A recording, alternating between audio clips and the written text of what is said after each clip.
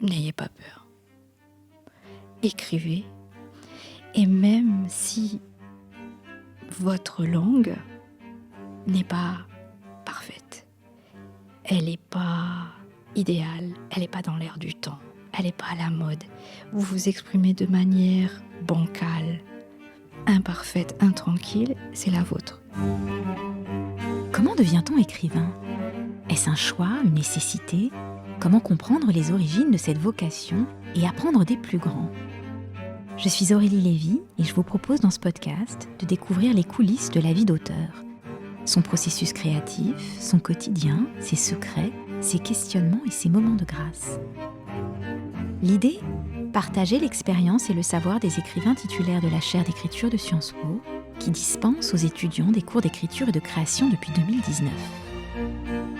Une série de 10 épisodes réalisés par Baptiste Dupin, diffusée sur actualité.com, en partenariat avec Sciences Po et sa Maison des Arts et de la Création. Sciences Po.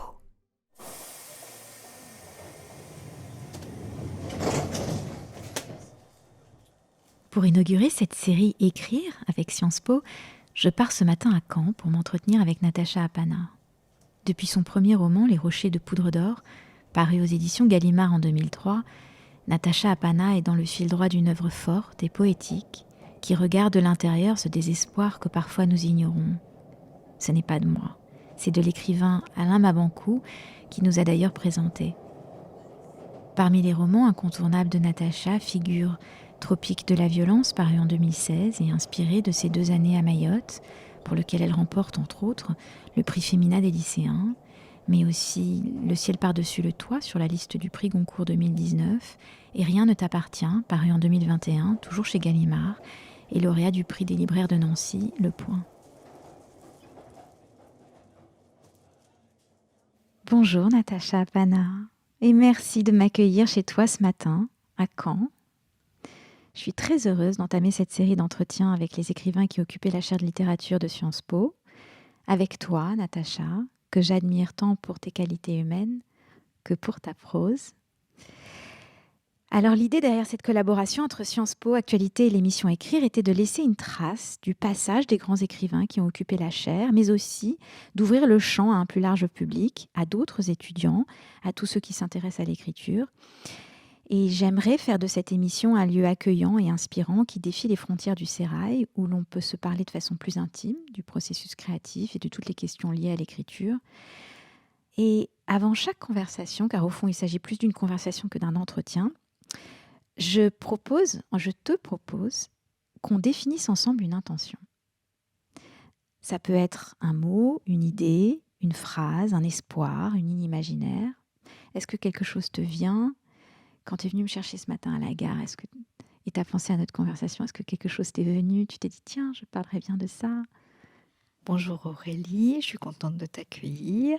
Non, je n'ai pas pensé à cela parce que je remarque que quand je réfléchis trop à ce qui doit être une conversation, il y a une petite voix dans ma tête qui voudrait être plus intelligente que je ne le suis, plus précise que je ne le suis. Et donc je préfère ne pas trop y penser. Mais tout de même, je pense que l'intention peut être double. Elle peut être la justesse et la sincérité. Ce sont des intentions d'ailleurs que j'ai essayé d'impulser, en tout cas dans ce semestre dernier où j'ai été l'écrivain en résidence. Mais justement, qu'est-ce que tu gardes de cette expérience ? Comment tu la décrirais ? Qu'est-ce que tu as appris de cette expérience ? C'est une question vaste. Plusieurs choses. Je crois que d'un point de vue tout à fait pratique, ça m'a demandé beaucoup de travail. Je ne sais pas comment les autres écrivains font, comment les autres professeurs font, mais moi, je tentais de donner quelque chose à la fois de simple et en même temps d'ambitieux. C'est-à-dire de leur dire que la simplicité d'une phrase n'est pas antinomique à l'ambition littéraire.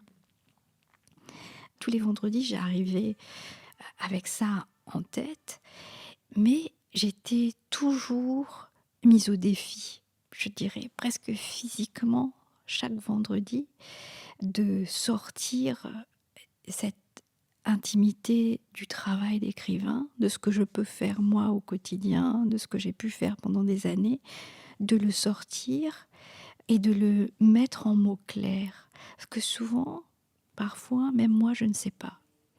Je ne sais pas comment j'écris. Je ne sais pas ce qui fait que, à ce moment-là, j'ai écrit cette phrase-là. Je peux dire l'intention que j'ai eue, le travail que j'ai fait. Mais souvent, par exemple, les étudiants disent: mais comment écrire ça, là, cette phrase-là, ce moment-là? Et j'avais l'impression que souvent, je ne savais pas donner les réponses précises à des questions plus ou moins précises. Et la littérature, pour moi, comme elle est également, non pas de l'imprécision, mais quelque chose qui surgit après des mois de travail ou des semaines de travail ou de réflexion, c'était difficile pour moi de former ça dans une phrase simple. Comme là, comme ce que je te... La longue réponse que je viens de te dire. Oui, c'est vrai. D'ailleurs, tu me disais tout à l'heure, tu lis beaucoup pour t'imprégner. Il y a un long travail de recherche avant la rédaction. Alors, je ne lis pas pour m'imprégner. Je crois qu'il y a une Ah différence. oui, tu lis pourquoi? Je lis pour apprendre. D'accord. Et je lis pour connaître ce que je ne sais pas. Je lis pour apprendre d'autres voies, d'autres manières d'écrire des histoires. Je crois que c'est très important de ne pas se laisser imprégner par la voix de l'autre, par la perspective de l'autre. Ça, c'est une lecture qu'on apprend à force de lire. J'ai l'impression que j'ai plusieurs façons de lire. J'ai une façon de lire presque touristique, où je lis comme ça une histoire. Ensuite, j'ai une manière de curiosité personnelle à lire quelque chose.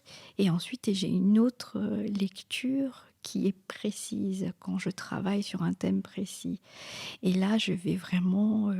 c'est comme la nourriture. Je vais vraiment me nourrir d'informations, de documentation. Quand, sur un sujet précis, tu as lu 10 livres sur ce sujet-là, donc tu as lu 10 perspectives sur ce sujet-là, 10 manières de voir ce sujet-là, 10 voix sur ce sujet-là. J'aime à penser qu'à ce moment-là, ma perspective, elle est plus aiguisée. Elle n'est pas imprégnée des 10, sinon ce serait impossible. Mais ça, c'est pas quelque chose que tu peux dire à des étudiants qui ont 20, 25 ans. Ils étaient dans une impatience, comme nous tous. Tu crois que c'est lié au sérail? Parce que une des choses, on parlait des grandes écoles, etc. Toi, tu Ouais. n'as pas fait de grande école. Non. Est-ce que tu crois que cette impatience, elle est liée à la jeunesse ou elle est liée à ce sérail, justement, à cette espèce Non, cette d'élitisme? impatience, je crois qu'elle est née, elle est de cette génération. J'ai aussi été frappée dans les premières séances de la manière dont ils m'ont parlé de la pandémie. Et que pour eux, ça a été la première rupture, hein, pour la plupart, la majorité, ça a été la première grande rupture de leur vie. Tu sais, c'est cet avant-après, quand tu as 50, 45 ans, 60 ans, tu peux vraiment le déterminer. Et j'avais l'impression qu'à 20 ans, ils avaient déjà ça. Moi, j'ai connu un avant-après. Je me souviens d'une étudiante qui m'a dit, de toute façon, je devais passer une année en Asie. J'ai passé 3 mois chez ma mère. Et elle le disait avec une sorte de regret dans la voix, en disant, voilà, cette pandémie nous a fait perdre quelque chose. Il y avait vraiment ce sentiment d'avoir perdu du temps, perdu des opportunités, perdu même une sorte de la jeunesse. Mais c'est marrant que tu parles de rupture et de jeunesse, parce que s'il y a bien un thème qui revient dans tes livres, c'est celui-là. Il y a un avant-après. Et il y a une rupture. Il y a un moment charnière et une enfance qui s'achève, parfois de façon assez violente. Donc c'est marrant que tu me parles de ça, que c'est ce que tu as retenu Peut-être que c'est ce que j'ai parce retenu. que c'est vraiment le thème qui habite tous tes livres. Qu'est-ce qui te plaît dans ce sentiment de rupture? Est-ce que c'est là que quelque chose naît, justement? En fait, moi, je crois que je suis passionnée par une sorte de banalité de la vie et qui, tout à coup, devient extraordinaire. Un événement, une émotion, une rupture, quelque chose qui se casse, et alors ce tapis gris qu'on mène au quotidien devient autre. Et je crois que dans cette rupture-là, naît la fiction, naît la matière des histoires, naît quelque chose qui n'est pas plat, qui n'est pas banal. Tu as raison, peut-être que c'est ça que j'ai retenu, mais j'ai l'impression qu'il parlait souvent de ça, souvent de la pandémie, souvent de cette perte de la jeunesse. Ce qui m'intéressait aussi, c'est que ce n'est pas ce sentiment d'avoir perdu sa jeunesse, ce n'est pas quelque chose qui vient à 20 ans. C'est quelque chose qui vient beaucoup plus tard. Quand tu as 30, tu as 35 ans, et que tu jettes un regard en arrière, tu dis « Ah oui, là, j'ai perdu des années de ma jeunesse ». Eux, ils le vivaient presque en temps réel. Et ils le disaient presque en temps réel. Ils avaient cette impression-là, palpable dans les mains. Au fond, la rupture qu'ils ont vécue, elle est celle du lien social. Oui. Donc, ils viennent l'exprimer autrement dans une sorte de et du temporalité. voyage, particulièrement pour les élèves de Sciences Po. Tu étais comment, toi, à leur âge? À 20 ans, Ouais. à 20 ans, j'étais pas du tout comme ça. Pas du tout comment? J'avais l'impression de vivre vraiment ma jeunesse. Mais avec le recul, je me suis rendu compte que je sais que je l'ai complètement perdue. C'est-à-dire? Ah, c'est difficile à expliquer. Parce que j'ai fait des choix personnels qui m'ont amenée, entre l'âge de 19 et de 25 ans, à vivre une vie très différente des gens de mon âge. Quand j'avais 20 ans, je pensais que j'avais fait un choix... Transgressif? Oui, non, le choix, il était transgressif. Je pensais que j'avais fait un choix pour mieux vivre cette jeunesse-là, pour mieux l'habiter, pour mieux l'éprouver. Et aujourd'hui, je me rends compte combien je l'ai brûlé, combien je l'ai gâché. Mais ça sera l'objet d'un livre un jour. Je sais que voilà, j'ai fait des choix compliqués. J'ai fait des choix difficiles.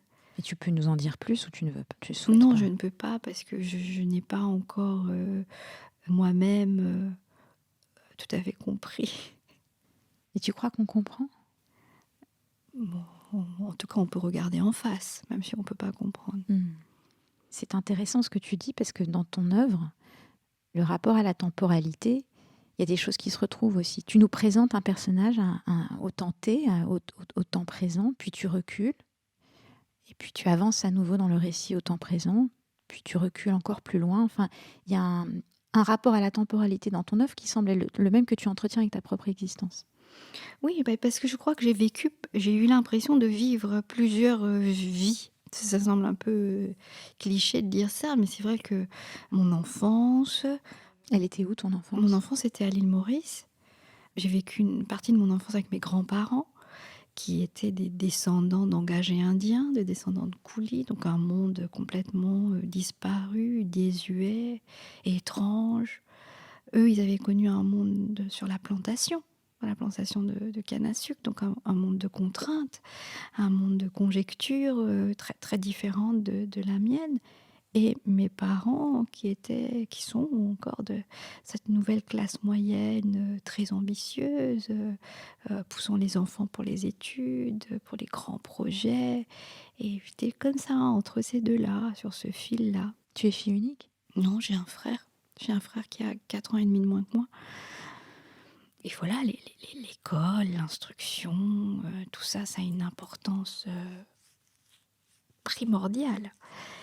Et ensuite, voilà, le choix que j'ai fait à partir de 18-19 ans jusqu'à 25 ans, qui est de m'extirper complètement de cela, de ma famille, de tout ce que je savais. Il y a eu cette vie-là. Et ensuite, tout de suite après cela, j'ai quitté mon pays. Je suis venue en France. Tu avais quel âge? J'avais 25 ans. J'étais déjà venue avant, un petit peu, mais là, je suis venue pour travailler dans un journal et je suis restée. Moi qui avais écrit beaucoup à l'adolescence, entre 13 et 17 ans, justement, 13, 17, 18 ans, J'avais arrêté d'écrire entre 18 et 25 ans. Et à 25 ans, j'ai repris avec une sorte de mordant et d'ardeur et de sentiment de devoir rattraper un temps que j'avais perdu. Voilà, donc j'ai fait ça vraiment de manière... parfois je tournais en rond, j'ai l'image d'une sorte de jeune femme essayant vraiment de- d'écrire, de publier. Et ensuite, j'ai une vie comme ça de 25 à 34 ans, où en effet, j'ai publié mes 4 premiers romans. Et ensuite, ça semble fonctionner, ça semble marcher. Et ensuite, je vais à Mayotte. 2 ans. Et là, c'est une rupture pour moi. Comme toutes ces ruptures dont je t'ai parlé, c'est une autre rupture. Parce que là, pour revenir peut-être à ce qu'on disait au début, je ne sais plus écrire. La rupture, en tout cas après mon 4e roman, c'est une rupture de silence, qui est exactement le contraire de devoir, de dire, de raconter. Parce que je ne savais plus. Et je n'ai pas publié pendant 8 ans. Mon 4e roman s'appelle Le Dernier Frère, a été publié en 2007. Et mon 5e roman, En attendant demain, a été publié en 2015. Tant de choses peuvent arriver en 7 ans. Et bien sûr, j'ai essayé, j'ai beaucoup écrit, j'ai essayé d'écrire, mais je ne trouvais pas ma voix. Cette rupture-là, en particulier, m'a fait perdre ma voix. Enfin, je croyais que m'avait fait perdre ma voix, mais je pense aussi que le fait d'aller ailleurs, d'aller à Mayotte, dans un département avec un contexte, une actualité tellement obsédante pour moi, prenante pour moi. Je venais d'avoir un enfant moi-même. J'allais te dire, je pense que l'arrivée de Nila, en fait, je pense que... Oui, et elle avait 2 mois quand on est allé sur place. Ça a joué aussi sur... Bien sûr, ça a joué parce que ton identité se dédouble. Toutes mes images de Mayotte, de mes souvenirs, ils sont extrêmement vivaces, comme les plantes d'ailleurs, ils continuent à grandir, mais je l'ai avec ma fille dans les bras. D'ailleurs, je vais te raconter une anecdote que moi j'aime beaucoup. Donc, on a vécu à Mayotte 2 ans, donc après je reviens à Paris, etc. Et donc en 2014, je suis revenue à Mayotte.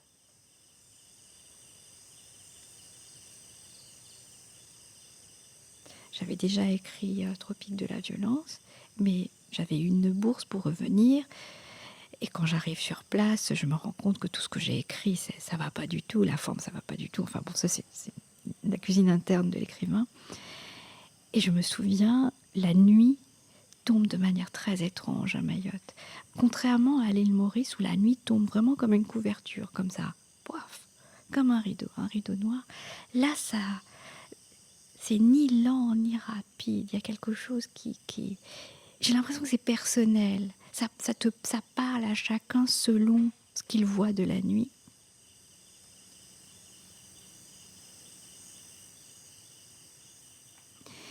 C'est toujours un moment où on est intranquille comme ça. Et je me souviens, j'avais pris, il y a ce qu'on appelle une barge, c'est un bateau qui fait la liaison entre les 2 îles de Mayotte, la petite terre et la grande terre. Et j'avais travaillé toute la journée en petite terre et je revenais en grande terre. Et j'avais pris cette barge-là pendant ces minutes où le jour glisse comme ça.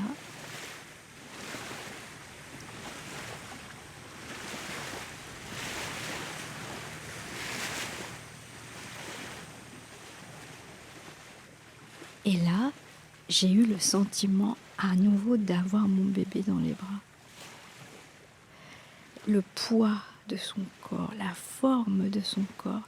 Et je me rendais compte que même physiquement, j'ai fait ça de mon bras. Et tout ça, ça a infusé dans mon texte, dans le sens où la présence de ce qui ne se voit pas, la présence de ce qui a été une fois, qui est encore, mais sous d'autres formes, ça m'avait beaucoup marqué, ça. quelque chose qui m'a marqué dans Tropique de l'avion, c'est comme tu l'as précisé, tu avais écrit le livre et puis tu as refait ce voyage, tu as compris que tu avais tout faux et puis tu as eu cette rencontre, cette soirée incroyable avec ce garçon qui a fumé de la chimique avec toi, je crois, devant toi. Oui, Je veux bien que tu me racontes cet événement parce que oui. ça faisait quoi, 2 ans que tu travaillais sur ce livre ou quelque chose? Oui, ça faisait à peu près 2 ans que je travaillais sur ce livre. Je l'ai terminé. J'avais fait une demande de bourse auprès du CNL parce que je me disais: Il faut que tu retournes, il faut que tu y ailles à nouveau». Et quand j'ai terminé ce texte, il y avait dans cette version-là tout ce que tu peux retrouver dans Tropique aujourd'hui, les mêmes personnages, les mêmes chemins à peu près, tu vois? Marie a presque, peut-être plus d'importance. Mais Marie, il y a c'est le personnage de la mère. oui, c'est la Voilà, mère de Moïse, pardon. voilà. Peut-être c'est ça que tu disais tout à l'heure sur la voix, quelque chose, parce que quand tu as dit la voix, tu as fait ce geste envers le plexus. J'avais une voix, enfin un instinct, pardon, qui me disait mais c'est ça, mais c'est pas ça. On en revient à la justesse et la Oui, sincérité. Tu savais que c'était pas juste. oui, exactement. Je savais que c'était pas juste. Je savais que c'était un bon travail, mais que ce n'était pas ce travail-là que je devais écrire. Je ris parce que je t'interromps 2 secondes. Je ris parce que de temps en temps on se parle et tu tournes en rond sur un texte et tu me dis ah, je sais pas, je suis en train de rédiger là comme une bonne élève, mais c'est pas ce qui. C'est pas ça. Et je sais dans ces moments-là, quand tu me dis ça, parce que tu as une grande ténacité et tu y arrives toujours. Et je sais que t'es pas loin d'y arriver quand tu dis ça, quand tu dis ah, c'est la rédaction, tout, je trouve pas. Je sais que tu vas y arriver. La ténacité, c'est de quelque chose pour moi qui te caractérise. Oh bah c'est gentil. Mais vraiment, je te le dis toujours, mais c'est vrai. C'est vraiment l'impression de tourner autour de quelque chose Ouais. et de pas arriver à toucher. Et je pense qu'il y a beaucoup d'écrivains qui se contentent de la version qui a un bon travail, qui a un travail qui a plusieurs années, où la voix est juste, où tout est juste.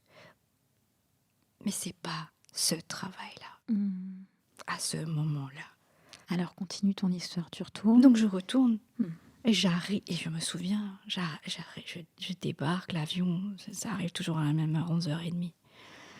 L'avion arrive à 11h30, et Olivier Ness, qui est un pompier, avec qui j'avais entretenu une correspondance, vient me chercher, parce que lui, il va me guider, il va me laisser déjeuner à un T'ouvrir des endroit. portes, te présenter des gens. Voilà, non mais je le connais pas, hein, c'est pas un ami du tout. D'ailleurs, il arrive avec son uniforme et tout.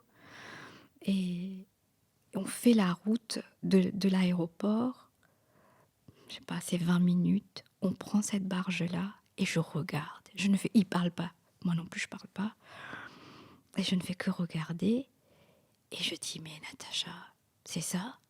Tu parles de ton point de vue. Tu as oublié tout le monde. Tu les laisses pas parler. C'est pas une histoire, c'est plusieurs histoires. Et je me rends compte là, alors que j'ai encore ma valise, tout ça. J'ai encore cette peau de métropolitaine. Et il me dépose à l'hôtel et j'avais plusieurs carnets. Et sur mon carnet, je note polyphonie. Et en réalité, ça me libère complètement. Je sais, ah, enfin, oui, ça c'est vrai. Oui, puis d'une certaine manière, il s'agit plus de toi, il s'agit d'eux. Et donc, Mais il c'est s'agit ça, jamais de moi. ouais, mais c'est en ça que c'est libérateur aussi. Et Et tu voilà, parles de quelque chose d'important qui est comment tu te positionnes par rapport au texte. Et ça, j'aimerais qu'on oui, s'y penche un petit peu. C'est-à-dire, quel est l'objet, le sujet. mais c'est jamais un sujet. Un roman n'est jamais un sujet. Un roman, c'est raconter un moment, à un endroit, dans un contexte. Un roman, ce n'est pas simplement une histoire. Un roman, c'est la manière dont tu racontes cette histoire-là à l'endroit d'où tu vois cette histoire-là. Et ce garçon dont tu me parles, je passe 2 journées, 2, 3 journées, Et j'interroge et je vais avec plein de gens, hein, des pompiers, des policiers, enfin voilà. Et parfois, Olivier me laisse seule. Et je lui dis: «Tu me laisses là, laisse-moi. Je veux éprouver, je sais pas ce que je veux éprouver, mais je veux savoir ce que c'est, en sachant tout le temps que je ne pourrai jamais savoir vraiment, parce que je ne suis pas l'un d'eux. Mais je veux quand même passer des journées, à ne rien faire, comme, à savoir comment la poussière bouge, à savoir comment la lumière, change. Et je et j'avais très envie de savoir ce que c'était ce chimique-là dont il parle tout le temps. Donc pour préciser aux gens qui nous écoutent, qui ne sauront pas forcément, c'est une sorte de poudre chimique qui est rajoutée un peu au joint comme ça et Et ouais, voilà, et mais qui les défonce. À Mayotte, c'est tout, quoi. Et C'est tout. évidemment, c'est très toxique et C'est dangereux, ça leur voilà, grille les neurones. exactement. Et parfois, quand ils n'en ont pas, ils vont taper, à l'hôpital et prendre des anxiolytiques, ils vont taper chez des vétos et prendre des trucs pour écraser. C'est du tabac, c'est de l'herbe, mais parfois pas de la bonne herbe. C'est de n'importe quelle herbe. Et en effet, c'est caché là, écrasé. Et moi, je veux savoir comment ça marche. Et on me dit ça, mais non, mais c'est des mauvais joints et tout. Au bout de ce troisième jour, là, je suis à Kaweni. Il est 3 heures, en fait, 3 heures de l'après-midi. Ce soleil, il est écrasant, mais c'est physique, hein, comment il t'écrase. Vraiment. T'as l'impression que ta tête, elle est plate à force d'avoir appuyé dessus. Et arrive ce jeune homme qui s'est assis à côté de moi. Mais je crois que je suis un peu tellement fatiguée, je suis moi-même à côté de mes pompes. Je le regarde, il me regarde, je dis rien. D'ailleurs, j'ai passé beaucoup de temps en silence à Mayotte. Je n'ai pas posé des questions, j'ai pas. Parfois, j'avais une conversation avec quelqu'un. C'est différent. Et donc, je suis restée là, je l'ai regardé. Et là, il a commencé à rouler un joint devant moi, De chimique. de chimique. Et il a fait étape par étape devant moi. J'avais l'impression d'être dans un monde parallèle, qu'il y avait une bulle là qui s'était formée. Et là, voilà, il l'a roulé, il l'a allumé très lentement et il l'a fumé en me regardant. C'est la scène de Bruce qui roule le premier joint à Moïse, c'est ça? Dans le livre Oui, non, mais Bruce, il le fait de manière plus technique. plus technique. Celui-ci, c'était entre lui et moi. T'as fumé avec lui? Non, non, il m'a pas proposé. Je pense que s'il m'avait proposé, j'aurais fumé. Moi On qui aura ne... une autre Natacha Panard. Ah ouais, ça va être un autre livre, hein. Mais et je me suis dit, eh ben je suis en train de lire un livre. Je suis en train de lire 2 livres, 3 livres, 4 livres, 10 livres là, sur ça, sur ce moment-là. Et il avait une allure. Il avait un sex appeal, ce garçon. Enfin, ce que moi je percevais, évidemment. Un truc, un charme. Et je pense que il m'aurait demandé de le suivre et je l'aurais suivi. Et ça m'a aidé ensuite, tu vois, pour mon personnage Moïse, sur cette attirance, comme un aimant entre deux, là. Ça m'a aidé. Donc après ce second voyage, t'es rentrée, t'as tout réécrit ou J'ai simplement... j'ai tout réécrit, Oh, mon Dieu. tout Tu réécrit. l'as écrit rapidement? Tu l'as écrit rapidement ou... Je suis rentrée fin octobre et j'ai tout réécrit en 1 mois et demi. Ouais, c'était formidable. C'était incroyable. C'est rare, l'impression d'être, que ton existence a un sens. Et ça, c'est très rare. Et ça m'est arrivé, là, j'avais l'impression que ma présence sur Terre, l'oxygène que je respire, mon empreinte carbone, je ne sais pas comment dire ça, il avait un sens, là, je ne prenais la place de personne d'autre. C'est le seul moment où tu as ressenti ça? Hem, de temps en temps, dans d'autres livres, dans des passages que j'écris, Lesquels? par exemple, Le Dernier Frère, j'ai ressenti ça.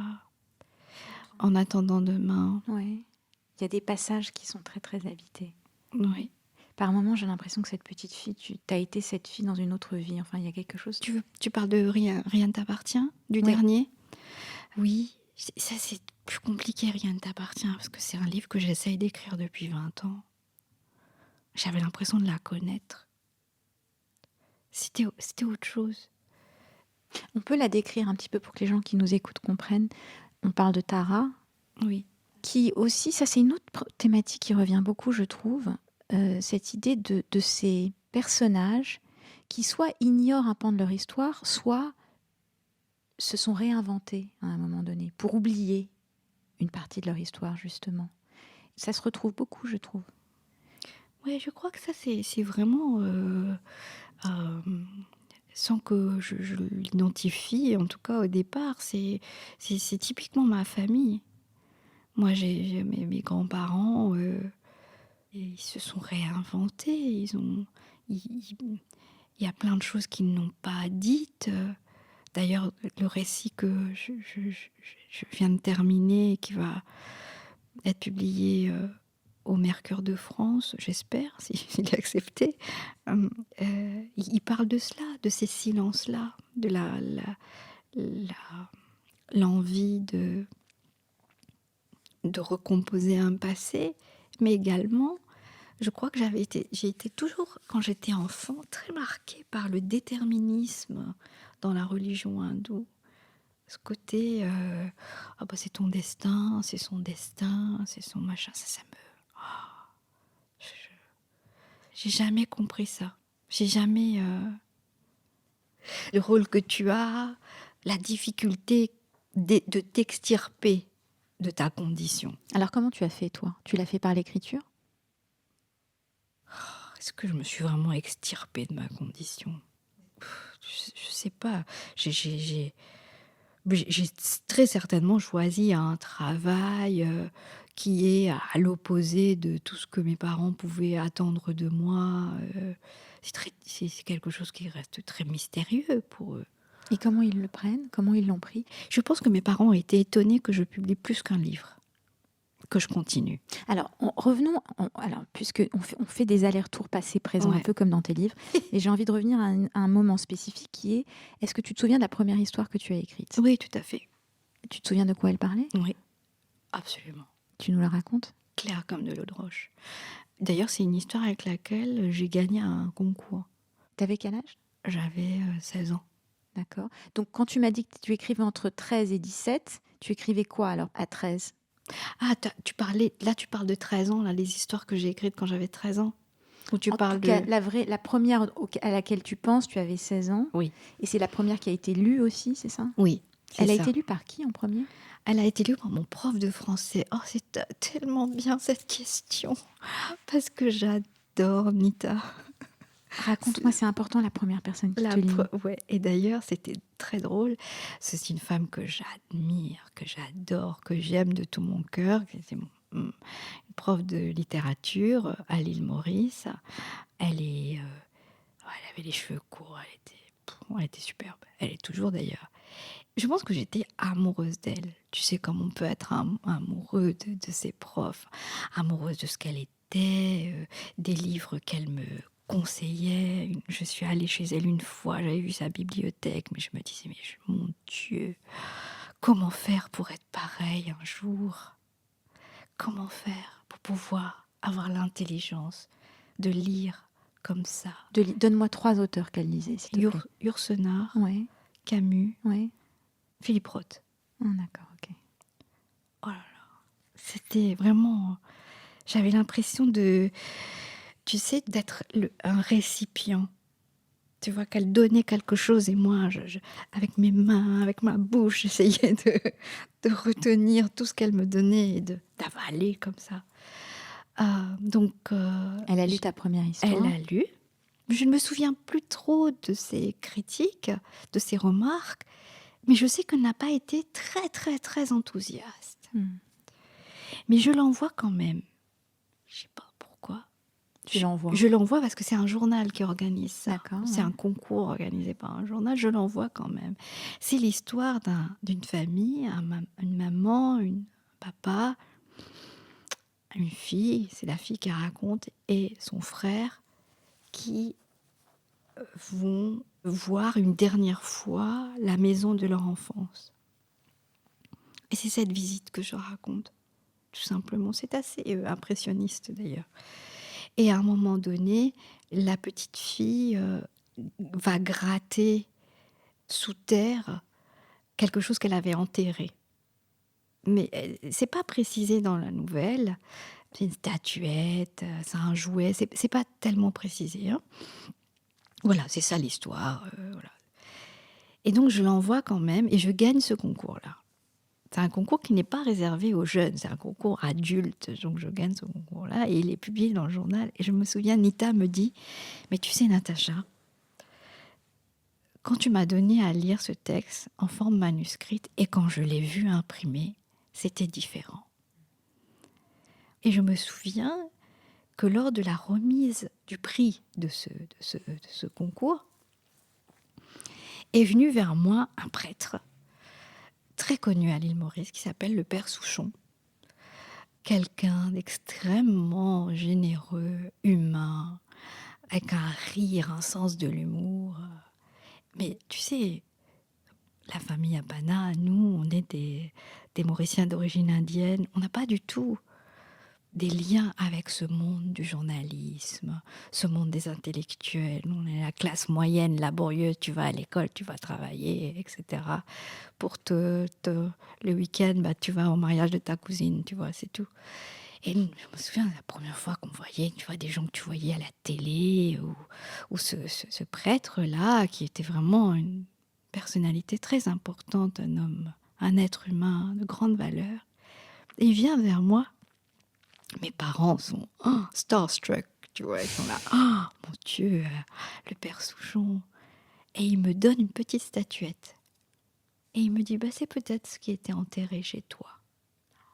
Et je pense que c'est de là d'où vient, parce que moi je ne suis pas catholique, je ne suis pas chrétienne, lui il l'était. C'est de là d'où vient Ta ferveur. Oui, ma ferveur, ma foi dans ces choses-là. Mais tu sais, c'est des choses parfois, peut-être parce que l'écrivain est un être de grande solitude. Et parfois j'ai besoin d'avoir ces idoles-là à côté de moi. Je me dis, bon, ça peut pas faire de mal. On fait tous comme on peut avec tout ce qu'on peut trouver qui peut aider. Exactement. Franchement, on prend. Comme Quoi. tu dis ça bien, exactement. Parce que parfois, c'est vrai qu'il nous arrive de discuter parfois et je te dis, mais quelle idée d'écrire. Mais ouais. Mais oui, quelle idée. Mais, oh mon Dieu. Mais tu sais, parfois, c'est ça, parfois. Et ça, je les ai dit, j'ai dit ça aux étudiants. Alors, on a fait une séance en visio, parce que c'était un jour où je ne pouvais pas aller à Paris. Et je leur ai montré mes cahiers, tu vois, les cahiers d'écriture que Ils ont j'ai. adoré, j'imagine. C'est une séance qui s'est très bien passée. Je les ai trouvés beaucoup plus ouverts avec moi à distance que... En présentiel, comme ils disent, Oui. entre guillemets. Mais je pense que c'est une génération qui est très plus à l'aise. Avec l'écran. Avec l'écran. À la fin, on s'est envoyé plein de smileys. On s'est envoyé plein de cœurs. Alors que pour mon dernier cours, certains sont partis sans dire au revoir. Enfin, certains ne t'ont surtout pas dit bonjour, Natacha. Oui, certains ne disaient pas bonjour. Ça me faisait un peu mal au cœur, parfois. Tu crois que c'est quoi? Je pense qu'ils venaient en classe. Mais est-ce que tu peux expliquer quand même l'importance du bonjour pour tous ceux qui nous écouteront? L'importance du bonjour. Ben oui, tout est dans le bonjour quand même. Ah ouais, moi j'imaginais ce moment. Voilà, j'imaginais comme un moment qu'on partageait ensemble. C'est vrai que je leur donnais des exercices à faire, beaucoup d'écriture. Je disais toujours, on est là pour écrire. On n'est pas là pour juste discuter. On est là pour réécrire aussi. On a beaucoup réécrit. On a travaillé en groupe aussi parce que je trouvais que certains ne faisaient que prendre et pas donner assez. On n'entendait jamais le son de leur voix. Et je voulais Je voulais qu'il dise quelque chose, je voulais qu'il partage quelque chose. Au moment où tu occupais la chaire, de temps en temps, on se voyait, donc tu me racontais à la fin les cours, etc. On échangeait. Il y a deux, trois choses un peu concrètes sur le texte que j'aimerais aborder avec toi. Il y a la question de la ponctuation, il y a la question de la description de l'usage de l'adjectif Oui. et de cette simplicité dont on parlait, qui était une intention de départ, comment tu leur as transmise. Tu m'avais raconté cette anecdote assez incroyable de cette description de la femme. C'était quoi ce truc, cette femme avec le dos voûté? Tu peux nous... Oui, il devait raconter le réveil. Mais le réveil particulier, parce qu'au réveil, il tombe sur une image. Et donc, essayer, sans contexte, sans rien, essayer de décrire ce réveil-là avec la perspective de cette image. Donc, on se réveille de 30 ans de coma et on voit une image, comment l'interpréter, etc. Et donc, il y avait un garçon qui avait... D'ailleurs, son personnage était une femme et qui avait passé, mais vraiment, un paragraphe sur la description du corps, mais les os, c'est les os craqués, Le dos le voûté, je crois dos que tu m'avais dit. voûté, les muscles, ceci, cela, c'était lourd. Et j'ai tout coupé, je lui ai dit, elle était vieille. C'est ça ta phrase, elle était vieille.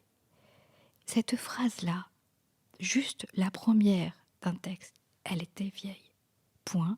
C'est une très bonne début de phrase. C'est excellent. Début de chapitre. Mais c'est excellent. Juste ça, elle était vieille. Ou alors, désormais, elle était vieille, si tu veux mettre. Voilà. Et, oh là là, mais je sais pas s'il a été très content, mais pour moi, tout était là. Après, il peut dire que les os craquent ou elle a le dos plutôt voûté.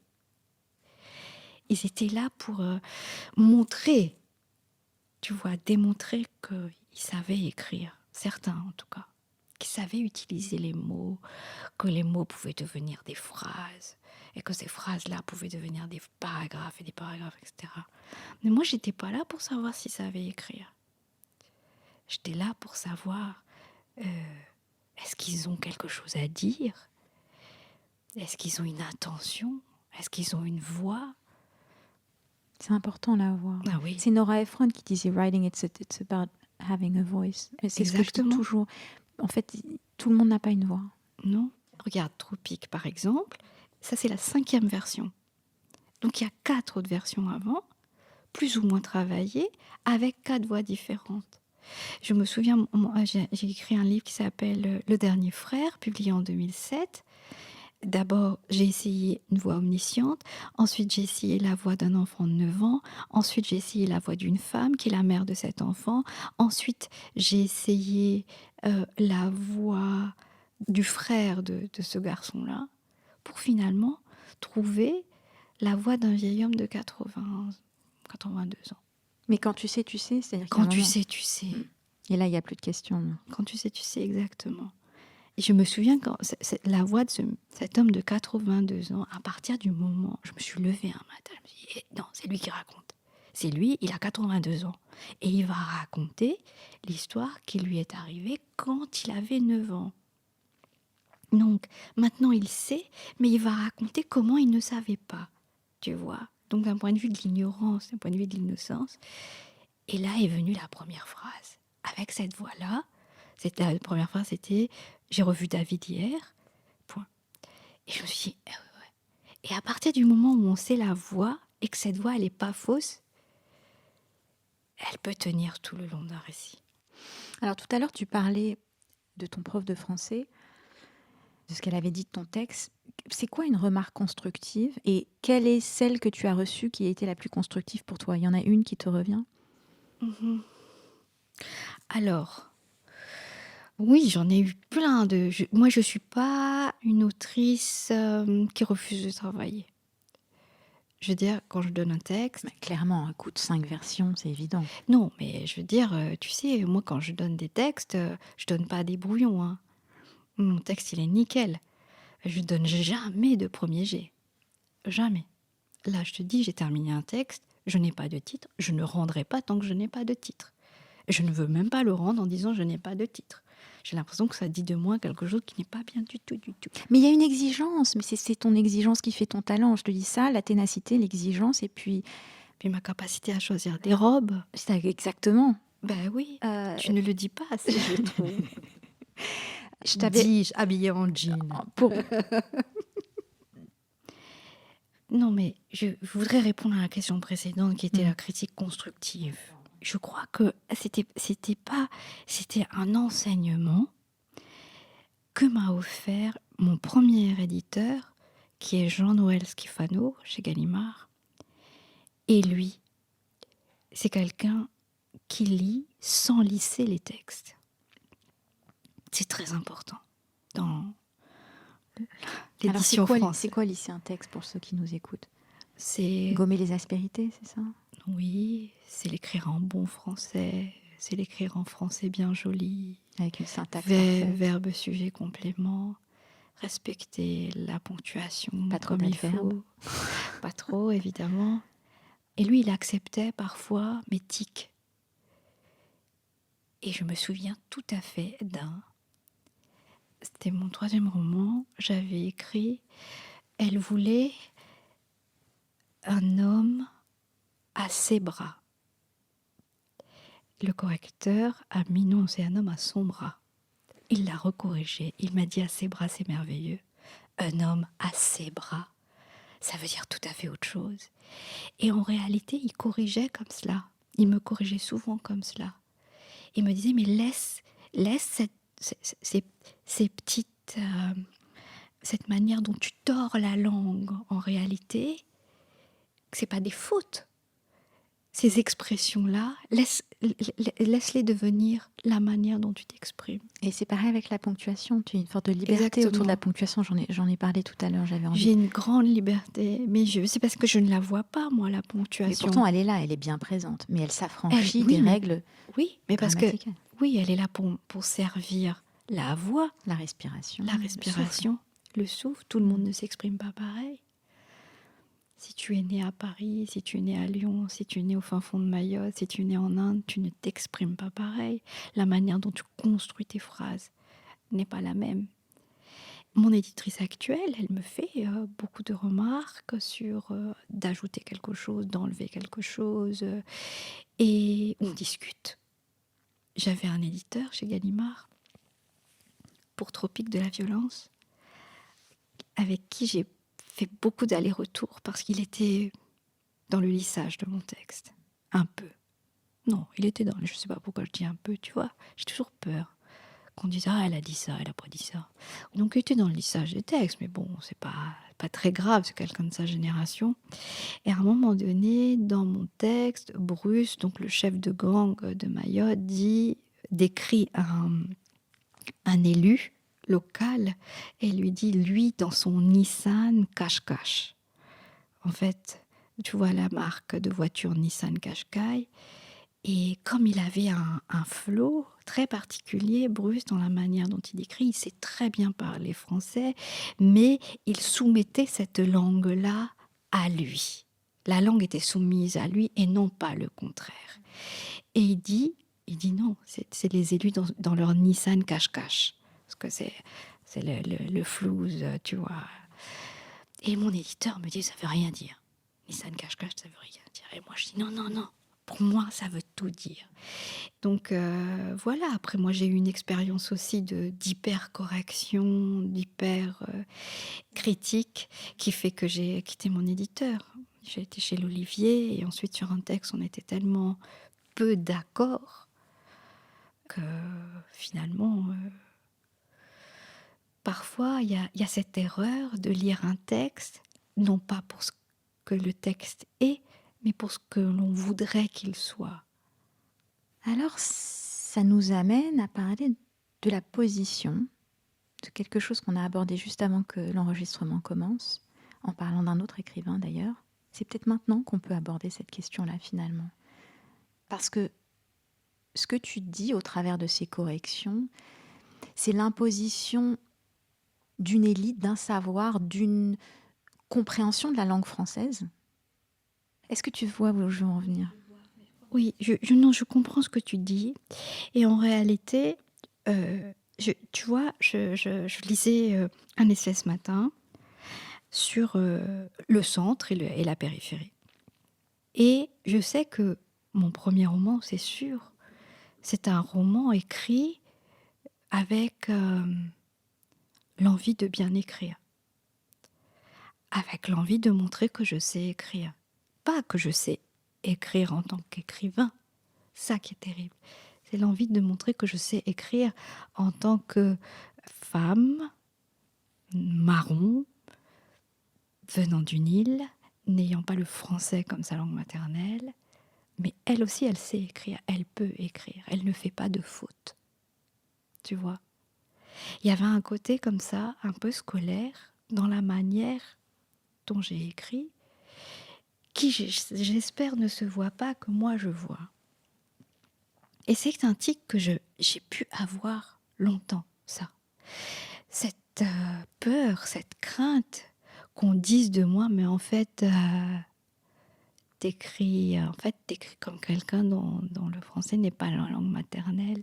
Et pendant longtemps, j'ai pensé que c'était un défaut et aujourd'hui, je crois que c'est comme ça. C'est au centre de ce que je suis. Le français n'est pas ma langue maternelle, mais le français a toujours été ma langue d'écriture. Qu'est-ce que ça dit, qu'est-ce que ça dit pas, ça je ne sais pas.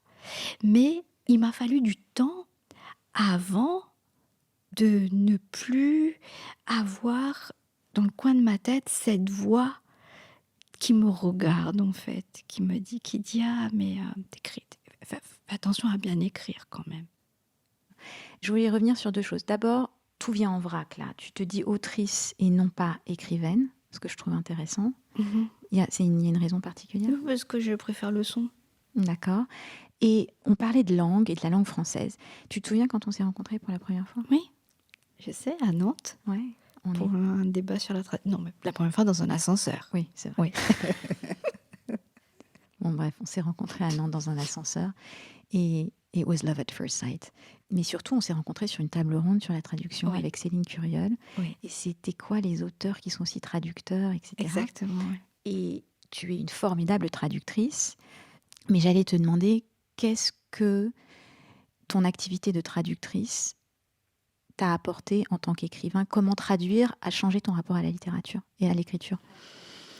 En réalité, je ne me considère pas comme étant traductrice parce que il y a des traducteurs qui sont formés, qui ont été à l'école, qui bossent dur, et c'est très difficile hein, en France de vivre de son métier de traductrice. Et à chaque fois, j'ai traduit par hasard. Tu dois écrire dans une autre langue ce que l'autre a écrit dans une autre langue. Et donner à entendre la même musique. C'est ça, exactement. En tout cas, la même intention aussi. Oui, mais la même... Les deux. Tu vois, ça doit être pareil. Ça doit ressembler. Et moi, je le vois, par exemple, mes textes sont traduits en anglais. Je cherche ça. Et je cherche... voilà, je sais quand c'est bien réussi, quand c'est la même musique. Et il n'y a pas longtemps, j'étais à Barcelone pour Tropique de la violence. Il n'y a pas longtemps, c'était avant la pandémie. Et je ne comprends pas le catalan. Et il y a une lecture. Le castillon, pardon. Pas le catalan, le castillon. Il y a une lecture. Et donc, la dame, elle lit le texte. Et après, je vais la voir. Je dis, je suis sûre que votre traduction est excellente. J'avais l'impression d'entendre mon texte. Mais dans une autre langue. Et donc, elle avait quand même trouvé la musique, tu vois. J'ai arrêté de traduire parce que c'est trop difficile. Mais oui, je suis bien d'accord. Les traducteurs devraient être payés 10 fois plus. Oui, non, mais ce qu'ils se font payer est juste absurde. 10 fois C'est l'autre plus. raison pour laquelle je le fais. Mais oui. Parce que c'est un... Bah attends, tu travailles 3 mois, tu te retrouves avec 1500 €. Ça pose la question de l'argent. T'en as parlé avec les étudiants de Sciences Po, de la réalité de ce que gagne un écrivain, du rapport à l'argent, tout ça? Non, quelqu'un m'a demandé, en rigolant, bah alors comment vous gagnez votre vie? Ah, et qu'est-ce que tu lui as répondu? Bah j'ai dit, bah je vends les livres, j'essayais de de leur dire, par rapport aux droits d'auteur et tout. Mais la question était posée de manière un peu ironique. Donc, Toi, comment tu vis? moi, bah, Oui. écoute, Comment tu vis justement cette, je dirais pas cette précarité, mais cette contrainte, celle de l'argent dans ta vie d'écrivain? c'est terrible parce que moi, j'ai la chance d'être en couple et d'avoir un mari qui a un travail. Donc j'ai une stabilité, matérielle. J'ai la chance aussi d'avoir un mari qui ne me dit pas, «Bah, te tu ramené combien là?» Je suis sûre que ça existe. Qui ne compte pas, que qui ne non, qui c'est pas qu'il ne compte pas, qui ne me fait pas sentir, tu vois? Tropique de la violence a bien marché, j'ai des droits d'auteur, je gagne, je pense que si je vivais seule, j'aurais pu vivre seule, payer mon loyer et cetera, ça aurait marché. Mais ça marche quelques années, après il faut continuer à tu vois? Mon dernier livre n'a pas beaucoup marché, malgré toute la presse. Mais merci d'être honnête sur le fait que ton mari soit là et tu as une stabilité, parce que c'est important Ben et qu'on oui, en parle peu. Il y a beaucoup de et puis c'est assez tabou en fait de mais parler tu de ça. sais, ça c'est un tout, c'est un tout. Notre fille a 14 ans. Moi, j'ai fait un choix, enfin, je dis: «Je fais un choix», mais je pense que c'est les 2 années à Mayotte qui ont imposé ce choix-là, parce que je me suis retrouvée j'étais seule à la maison avec elle. Ensuite, je suis également une grande partie de ma vie, c'est d'être à la maison. Je cuisine, je fais le ménage, je m'occupe de l'intendance, Et je ça, on en m'occupe parle beaucoup, toi et moi, et j'aimerais justement mais oui, y revenir parce qu'être une femme qui écrit, ce n'est pas tout à fait la même chose qu'un homme. non, D'ailleurs, quand toi-même, tu as interrogé un bon nombre d'écrivains sur leur processus créatif, sur leur travail, etc., oui, tu m'as raconté que quand tu donnais rendez-vous aux écrivains hommes, ils te donnaient toujours rendez-vous à l'extérieur et les femmes toujours à la maison. Tu peux me raconter? absolument. J'ai fait une série pour RFI, c'était en 2005.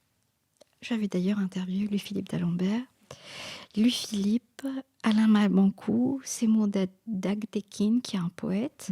On embrasse tous les deux d'ailleurs, Ah et oui. Louis-Philippe et Alain Mabankou, Et grâce à qui on s'est rencontrés. oui, c'est vrai. Véronique Ovaldé et Pierrette Fleutiot, qui est décédée il y a quelques années. Pierrette et Véronique me donnent rendez-vous chez elles. Pierrette n'a plus d'enfants à ce moment. Hein. Ses enfants sont grands, je veux dire. Elle vit avec son mari, mais elle donne. Tu vois, elle aurait pu ne plus avoir d'intendance et tout, mais elle m'a donné rendez-vous chez elle, m'a fait un thé. Elle a fait la vaisselle en même temps. Et je me souviens très bien de Véronique. Véronique m'a donné rendez-vous chez elle. Je crois qu'elle avait 3 enfants ou 2 enfants à ce moment. 2 enfants en tout cas, minimum. Elle rangeait les jouets. Elle gardait un œil sur l'horloge parce qu'elle devait aller les chercher. Et en même temps, elle me parlait de son écriture. Seymour m'avait donné rendez-vous au pied des buttes de Montmartre, dans un dehors touristique incroyable, pour me parler de la poésie. Et Alain m'avait donné rendez-vous dans un café. Et donc, je me suis toujours dit, ben voilà, eux n'ont aucun mal à parler d'écriture dans ce dehors-là. Et nous, les femmes, en tout cas pas tous, mais elles avaient besoin d'être chez elles parce qu'elles avaient tant de choses à faire encore. Et moi, ça c'est un truc que j'ai pris en pleine tête. Hein.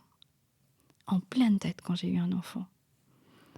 Et quand, justement, j'étais seule avec elle et que Mais fallait... encore aujourd'hui, ta fille rentre déjeuner tous les jours. Donc quand tu Oui, travailles, souvent je sais pas, souvent tu me dis j'ai envie d'avoir la journée entière et tout ça. Tu as des coupures, c'est tronqué, c'est saccadé.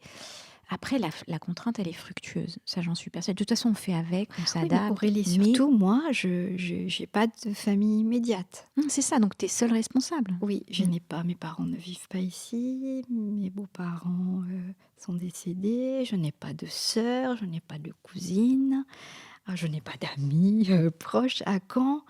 Donc, par exemple, quand je donnais des cours à Sciences Po et que j'écrivais mon récit, je cuisinais en avance, je préparais, tu vois? Et le moindre grain de sable dans un rouage, si quelqu'un tombe malade, ou si toi-même tu es malade, ou si tu as un problème, et en fait, ça, c'est quelque chose, je pense que j'ai écrit différemment après.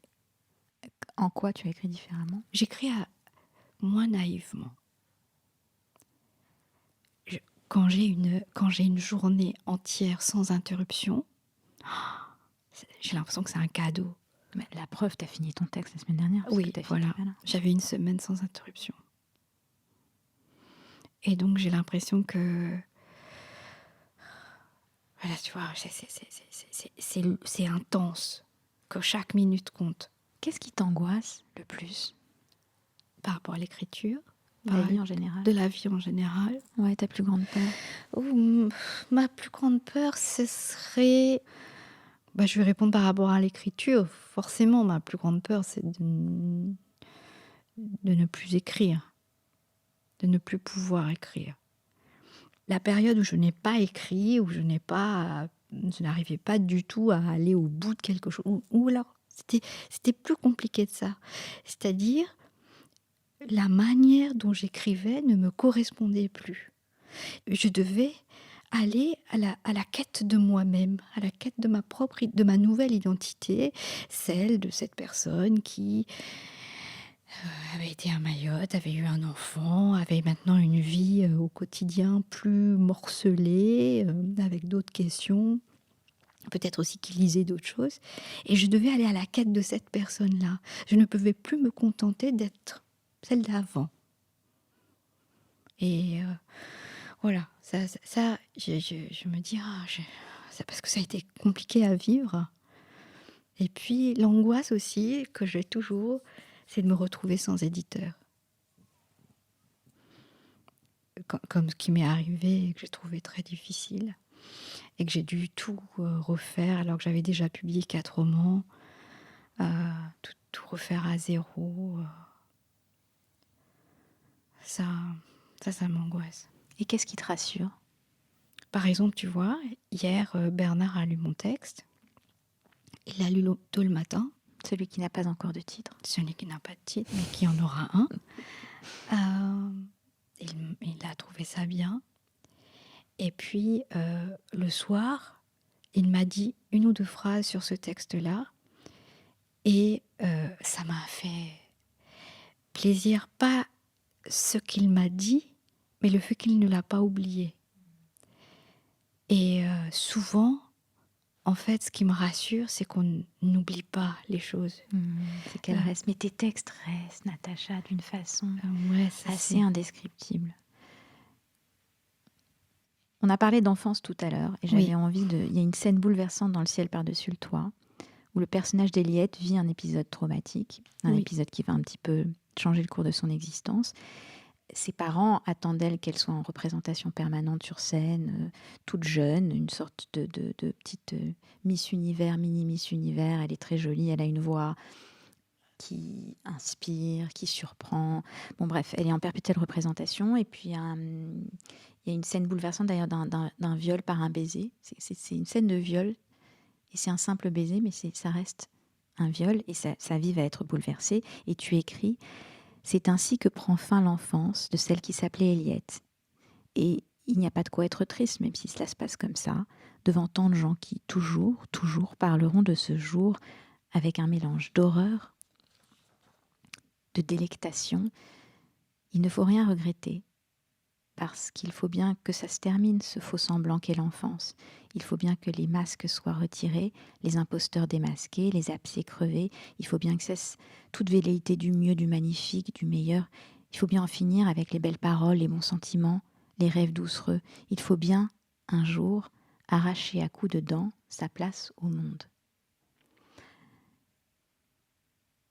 En quoi l'as-tu arraché ta place au monde? En prenant la plume, justement? Oui. Je crois que je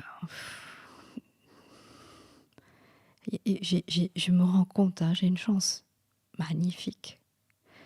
Parce que quand j'étais enfant, quand j'étais adolescente et que j'ai commencé à écrire et que j'ai commencé à rêver d'écrire un jour un livre, j'avais toujours cette phrase-là dans ma tête, un jour un livre, comme un conte, tu sais, un jour un livre.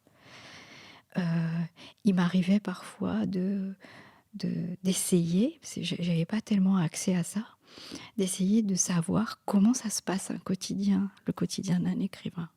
Qu'est-ce que c'est? Comment ça marche? Ça n'a rien à voir avec l'argent, hein, c'est juste qu'est-ce qui fait le grain de cette vie-là. Et après, quand je suis arrivée en France, ou que j'étais un peu plus âgée, et que j'avais accès à plus de livres, plus de magazines, j'ai su. Et c'est quelque chose que j'ai toujours, dont j'ai toujours rêvé, mais ça m'a toujours semblé impossible, inatteignable. Même pas inatteignable. Tu sais, c'est la matière de rêve. Ces rêves-là sont faits d'une matière qui t'est inconnue. Tu ne peux même pas rêver parce que tu ne sais pas comment faire. Est-ce que c'est fait en métal? C'est fait en étain? C'est fait en quoi? Tu sais pas. Donc tu ne peux que te contenter de regarder de loin, dans ton intimité, de dire « Oh, si j'étais née dans un autre pays, si je m'appelais autre chose, j'aurais pu. » Et en réalité, quand j'ai écrit mon premier roman et que je l'ai envoyé par la poste et qu'il a été publié, après j'ai écrit mon deuxième, mon troisième, toujours j'avais l'impression que c'était encore loin de moi. C'est tout récent là que j'ai l'impression de connaître un petit peu la matière de ce rêve-là est fait. Et parfois, il m'est arrivé il y a quelque temps, tu sais, ce qu'on appelle aujourd'hui les vision boards. Bon, je ne savais pas ce que c'était, mais tu as toujours une image dans ta tête quand tu es enfant, d'un rêve un peu impossible que tu peux avoir. Je sais pas, parfois tu veux être une célébrité, tu veux chanter, je sais pas ce que tu veux faire, mais tu as toujours un truc un peu comme ça. Et il y a un an et demi à peu près, c'était un moment très compliqué parce que je venais de perdre mon oncle. C'était un oncle que j'aimais particulièrement. Et ce soir-là, je suis passée à la télé, à la grande librairie. C'était nul. J'étais très triste. J'étais pas bien. Voilà, j'étais pas bien. Bon, c'était pas une bonne émission. Moi-même, j'étais pas bien. Et je suis rentrée à l'hôtel. Et dans l'hôtel, je ne sais pas, il y avait la disposition de la chambre. Il y avait ma valise. Moi, j'ai des grands sacs avec 2 t-shirts, une jupe, une robe, mais j'ai 10 livres. J'ai toujours. Je ne sais pas pourquoi, je n'arrive pas à prendre un livre. J'ai toujours. Et dans ma valise, il y avait une sorte de la disposition de cette valise-là avec comme des livres qui débordaient. Et ce jour-là, alors que j'étais d'une tristesse sans nom, que j'avais vraiment pas bien fait mon travail, qui était de donner envie aux autres de lire mon livre, et c'était raté, je me suis dit, tiens, j'ai un déjà-vu, j'ai rêvé de ce moment-là où, adulte, je serais dans un endroit avec une valise et dans ma valise, il n'y aurait que des livres. De l'importance de la visualisation. Oui, je crois que je cherchais ce jour-là, qui était un jour triste pour moi, un moyen de me rattacher à ce que j'avais été, à la petite fille qui rêvait d'avoir des livres ou de lire ou d'avoir l'intelligence et la possibilité aussi d'acheter ces choses-là et de les lire et de me dire tout n'est pas perdu, il y a encore ça. Qu'est-ce que tu dirais à tous les gens qui rêvent d'écrire, Oui. eux aussi, ou qui y pensent, Oui. quel que soit leur âge, et qui n'auront pas eu la chance de suivre tes cours justement à Sciences Po, quels conseils tu leur donnerais? Oh, je leur dirais, n'ayez pas peur. N'ayez pas peur. Écrivez. Et même si votre langue, votre langage n'est pas parfaite, elle n'est pas idéale, elle n'est pas dans l'air du temps, elle n'est pas à la mode. Vous vous exprimez de manière bancale. imparfaite, intranquille, c'est la vôtre. Allez-y, envoyez-le par la poste, comme j'ai fait. Mais je crois qu'on pourrait s'arrêter là. Est-ce que tu voudrais rajouter quelque chose? Est-ce qu'il y a quelque chose qui te revient là après notre conversation? Je ne suis pas l'écrivain idéal pour les podcasts sur l'écriture. Non, je vais t'expliquer pourquoi. Parce que quand on vient de milieux comme moi, où l'accès aux livres, l'accès à ce genre de métier est fermé, pas parce qu'on n'a pas d'argent, c'est juste parce que ça n'existe pas. C'est pas, il faut être médecin, il faut être pharmacien, il faut être je ne sais pas quoi. Euh, j'ai parfois une sorte de gang comme ça. J'ai du mal à parler de ces choses-là, alors que j'aurais plein de choses à... J'aurais voulu être plus ouverte. Voilà. Peut-être alors, laisse-moi te poser cette dernière question. Quelle est justement la question que tu aimerais qu'on te pose, à laquelle tu aimerais répondre? Tu en as fait des entretiens au fil du temps avec tous tes livres. Quelle est la question à laquelle tu as envie de répondre et qu'on ne te pose jamais ou qu'on ne t'a pas encore posée? Je ne sais pas. J'aimerais répondre à certaines questions, moi-même. Par exemple, quand on me dit « Pour qui écrivez-vous » Je trouve cette question très intéressante. J'allais te la poser. Ouais. Mais je n'ai pas la réponse. Mais je crois que certains textes, j'ai écrit avec mes parents en tête et ça a donné une forme de censure. Je crois qu'on écrit toujours avec tu vois, on s'auto-censure. Je sais que le prochain texte, que c'est bien de finir sur un prochain texte, le prochain texte que je vais écrire, que j'ai envie d'écrire, oh là là, si tu savais, j'aimerais qu'il n'y ait personne d'autre dans ma tête qu'un centre plein et rempli d'authenticité, de sincérité, qu'il n'y ait aucune autocensure. Aucune interférence, en fait, avec l'esprit conscient, c'est-à-dire que ce soit purement... Oui, mais comme ça va parler des gens encore vivants, tu vois, ça va être un récit, j'aimerais qu'il y ait qu'il y ait le moins de voix en disant ça va pas leur plaire, ou ça va pas... Écoute, c'est toute la liberté qu'on te souhaite. Ah oui, merci. Et que tu mérites. Et j'aimerais te remercier de t'être livré avec tant de candeur et de sincérité, de justesse. Je crois qu'on a réussi, tu vois, dans notre intention, à te remercier pour ton amitié précieuse. Pareil, c'est réciproque. Oh J'étais très contente de te rencontrer. Moi aussi, j'ai bien de la chance. C'est un peu tard, je trouve, pour moi, qui suis si âgée. Et je trouve c'est très difficile de se lier. Et c'est un métier aussi qui est compliqué, je trouve, pour faire des amis. Il y a une très bonne camaraderie, mais il y a un côté feutré et il y a un côté de caste qui est publié, qui fait quoi.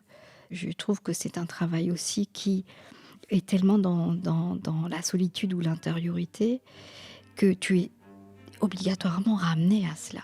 Qu'est-ce que tu fais de cette journée, de ce temps, de cette histoire? Mais tant que tu y penses, c'est pas une non-journée. Tant que tu n'oublies pas que tu écris,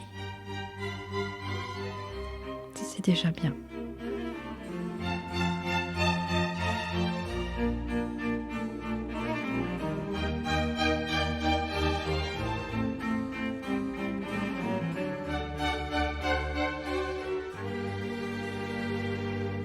Sciences Po.